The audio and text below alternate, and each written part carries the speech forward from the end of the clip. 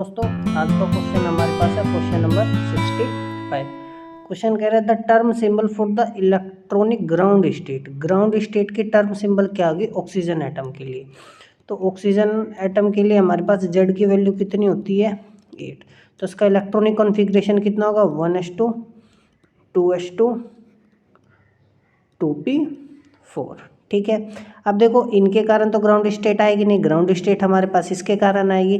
अब देखो ये क्या है मेरे पास, ठीक है ना, ये मेरे पास इसमें मैक्सिमम इलेक्ट्रॉन्स कितने आ सकते हैं, मैक्सिमम इलेक्ट्रॉन इन पी मेरे पास कितने आ सकते हैं 6 इलेक्ट्रॉन आ सकते हैं, समझ में आया।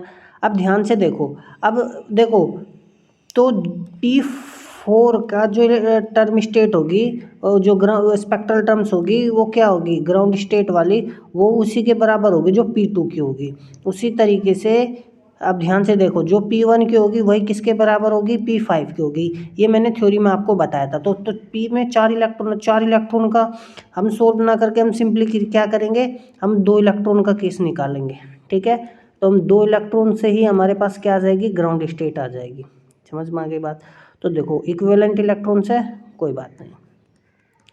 पहले वाले में L1 कितना है हमारे पास, हमारे मतलब P है तो L1 कितना होगा ये होगा। दूसरे इलेक्ट्रॉन के लिए भी L का ऑर्बिटल का वैल्यू कितना हो गया 1 हो गया। तो यहाँ से मेरे पास L कितना आया 0 आएगा और मेरे पास 1 आएगा।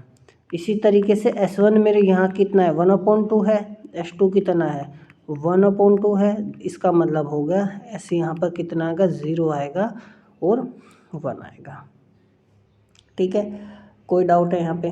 अब देखो हमें क्या लेना होता है, हमें ना हुंड रूल इस्तेमाल करेंगे। क्या करेंगे हुंड्स रूल। तो ग्राउंड स्टेट के लिए हुंड्स रूल ये कहता है, हाई रूल पहला ये कहता है हमारे पास हाईएस्ट एस होना चाहिए।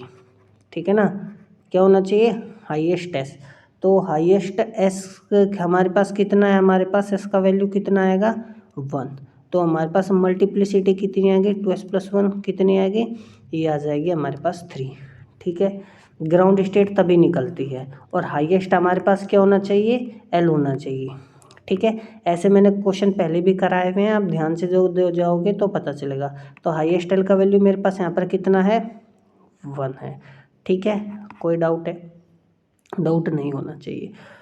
अब देखो हाईएस्ट एस आ गया मेरे पास और हाईएस्ट एल आ गया, तो मेरे पास जे कितना आएगा। तो जब एस बराबर 1 हो और एल बराबर 1 हो तो जे का वैल्यू कितना होगा 0 1 2, ये मेरे पास जे का वैल्यू आएगा। ठीक है, तो मेरे पास अब देखो अब देखो एल का वैल्यू जब 1 होगा तो पी हो जाएगा। स्पेक्ट्रल हमारे पास क्या है जो मल्टीप्लिसिटी कितनी है 3 आई है, तो यहाँ 3 लिखेंगे। और जे कितना है 0 1 2, तो 0 3 P1 3 P2 ये आएगा। हमें तो ग्राउंड स्टेट बतानी है ना, तो तीनों क्या ग्राउंड स्टेट होगी, नहीं ऐसा नहीं है। अब आप ध्यान से देखो, अब हम किसकी ओर बढ़ेंगे, हुंड के तीसरे रूल की तरफ बढ़ेंगे। हुंड का देखो तीसरा रूल क्या कहता है, देखो ये क्या है, ये हमने P2 निकालना है ना, ये ले P2 ओ सॉरी कहाँ गया हमारे पास, हाँ ये रहा। अब देखो ये हमारे पास ऑक्सीजन एटम था। ठीक है ना, ये क्या है हमें क्या दे रखा है P4 है।